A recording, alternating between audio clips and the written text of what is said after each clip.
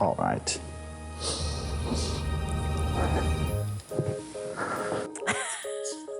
Clink, clink. Are we good? Check one, check two. Great. My name is Danny Hoskins, and I was the director for The Noteworthy Life of Howard Barnes.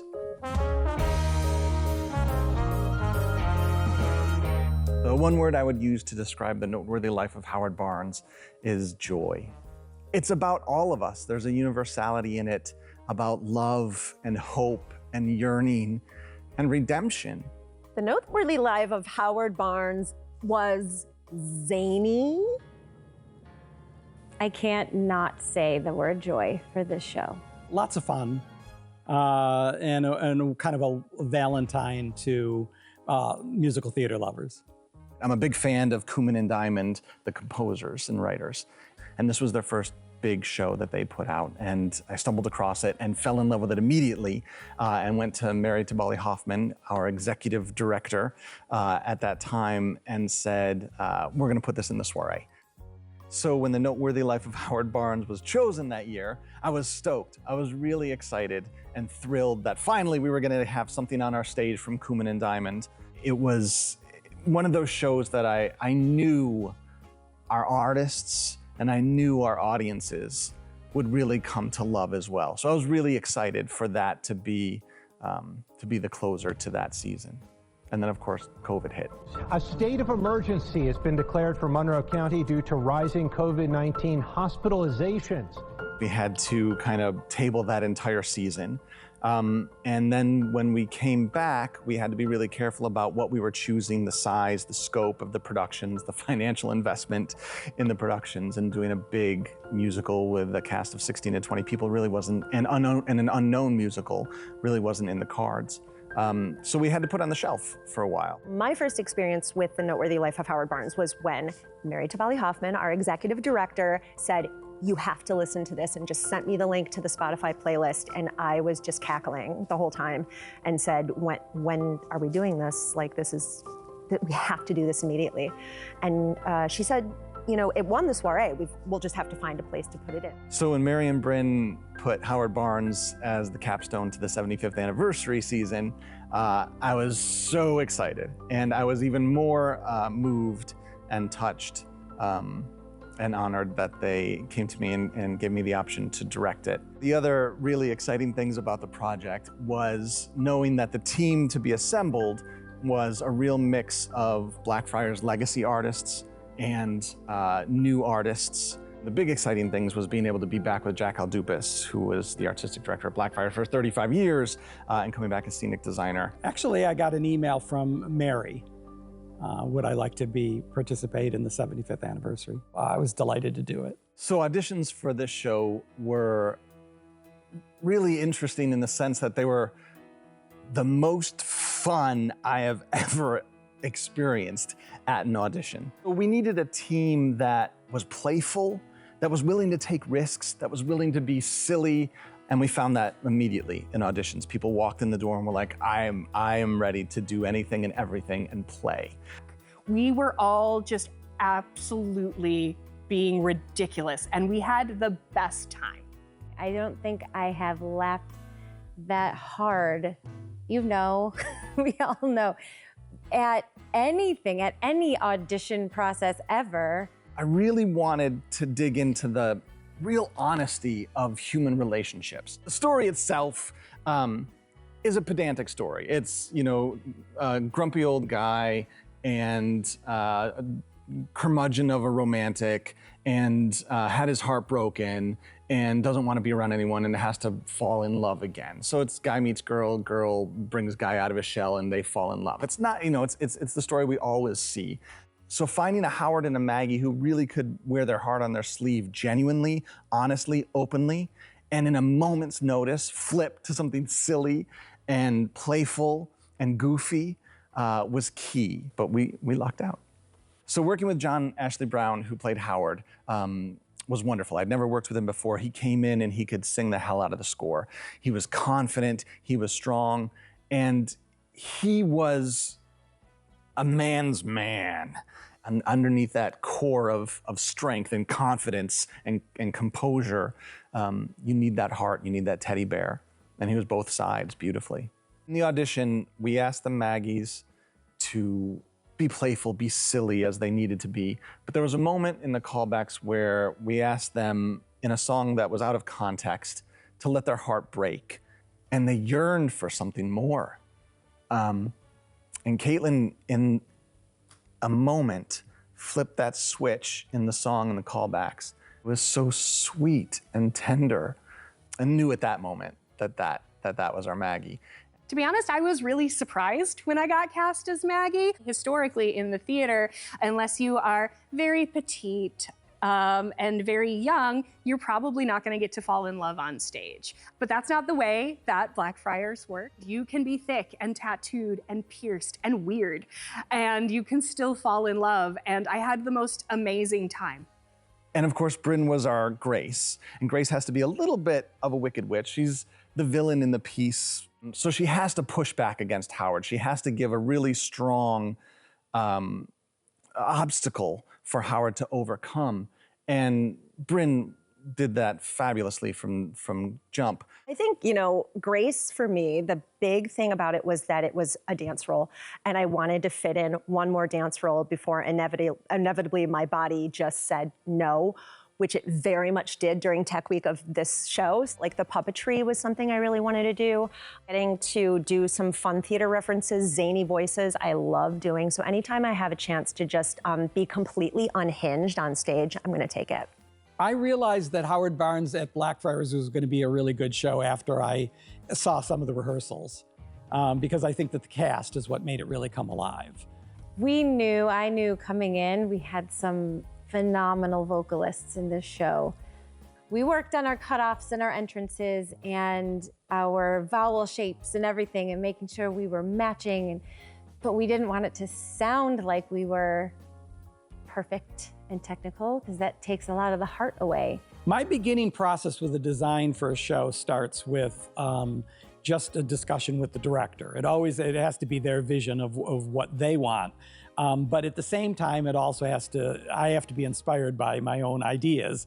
My idea was to take this idea of this giant image of kind of a forlorn Howard Barnes as a photograph, and use that as a central design element in the show. I also wanted to make something that was quintessentially New York, so I chose New York in the rain because I think it's kind of magical with the light. There's all these light bulbs that are reflecting in puddles and pools and lampposts. I start with sketches, and then once I had a very elaborate colored pencil sketch of exactly kind of what I wanted it to look like. And it really didn't change that much from when I built the scale model.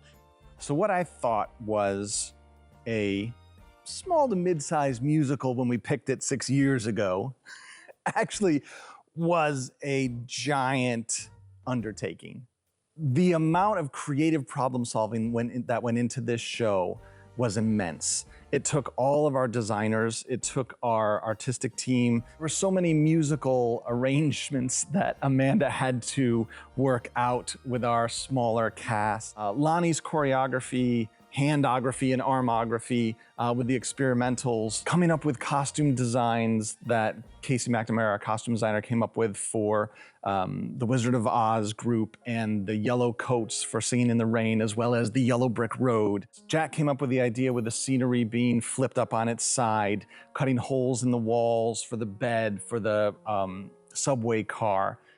The hardest thing of designing for a thrust stage is the limited ability to have things backstage that you can bring on. You can't fly things in, so you can't change from a subway station to von Schwarzenheim's home in 3 seconds. You gotta go to an ice hockey rink from the living room.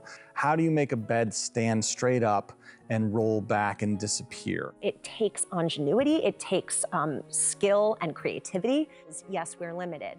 But man, we're scrappy and we're smart. And so we try to take advantage of that whenever we can. And it's really fun to have people go, oh my God, the wall came out. Ah, you know, like it's fun to watch people see how we solve those problems. The staircase at the end was one of the biggest challenges they had to do because it was done, I think it was 4 different parts that had to be constructed within a very short period of time backstage. You do it the first time and you're like, there's no way it's gonna happen. There's no way. And they're like, okay, take a breath. And then you go, let's try it again a different way. Jackie backstage who's going, well, what if we did this? And you have Ted coming back and going, that's great, how if we put this over here? And you go to Amanda and you say, Amanda, can we have a little more music here to help get the stairs out? And Amanda goes, let me figure that out. It was like the 6th time we did it. And Jackie and Ted now are backstage and going, okay, that's it. This is the way it's gonna go. This is the way we're gonna do it. All right, Amanda's gonna play the music. Y'all are gonna dance. The curtain's gonna go up. Ian and Bridget are gonna drop the curtain to go down. Ed's bringing it down. Everyone's playing a part. We cross our fingers and we're like, we're gonna have stairs this time in time.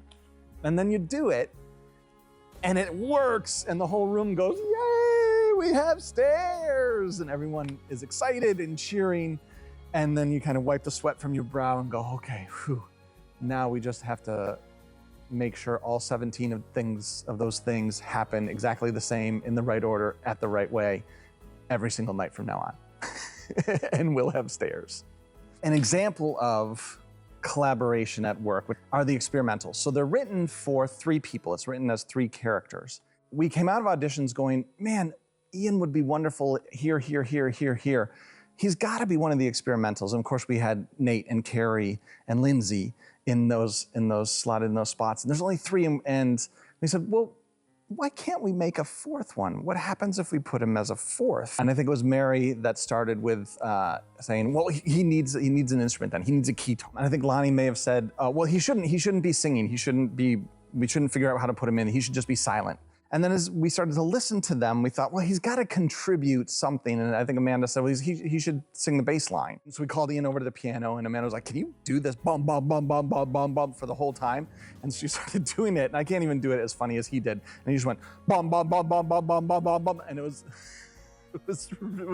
it. We went, that's it, that was it.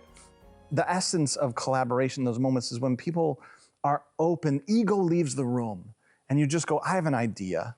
You go, that's a good idea. And then someone says, well, I have an idea on top of that. And you go, yes, and you go, yes, and yes. And you start putting these ideas together. And that's how so much of this came into being. It wasn't one person or 2 persons overarching view or ideas. It was everyone having a piece of things and coming up with unique ways to pull this off. And when you have wonderful actors, you just say, okay, here, try this. We had scenes where we had only blocked it once and like never reviewed it or run it before. We were running pages and pages of material. So it was like, go, go, go, make big choices. Danny will clean it later, and we're just gonna go.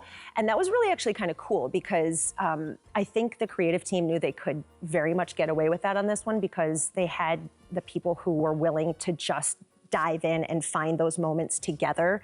Since I was playing Grace, I got a lot of chance to sit out and watch. And I remember, I think it was the week before Tech Week, when they were running the opening number, literally every single cast member was always on, was always doing something interesting and in character with their face, and was just like full of energy and excitement about this great musical, not just the musical, but that specific opening number. Every single thing was just so on, and everybody was so invested. And that was when I was like, this is gonna blow people's minds. I think every night, before we started, I'd be kind of holding my breath like, do we have it in us again tonight? It was 90 minutes. We started and we held on and it was over. There wasn't really time to hold your breath for anything. It was like, here we go. It was an unknown show, so we didn't know how people were going to react to it. We knew that we thought it was hilarious and funny and heartwarming, and we were just hoping that people would respond well to that. This show did have a great message. It had a lot of heart, but you couldn't buy into that until you bought into the idea that you just have to let go and be okay with being goofy. And I think that that was really exciting to our audiences who just never stopped laughing from the beginning to the end. The show really compared theater and musicals to love, and how those things can be hard, and you can find beauty in life. Even when there's hard stuff, there is still music to be found. And I think that's what our audience got.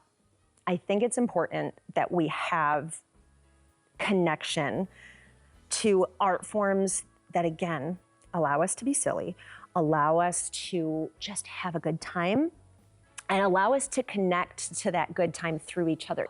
It's about a moment together and creating an environment where a story can be told, where you can learn something about someone you've never met, and you can empathize with someone who is totally different from you. We want to come together to do this, to make something beautiful, to share with our community. Blackfriars, to me, is so much more than a theater or a company. It is a home. It's a home for artists who are passionate and driven and yearn to do really good, powerful, strong, impactful work, and do it with people they love, that they know, and that they care about, and that they're invested in.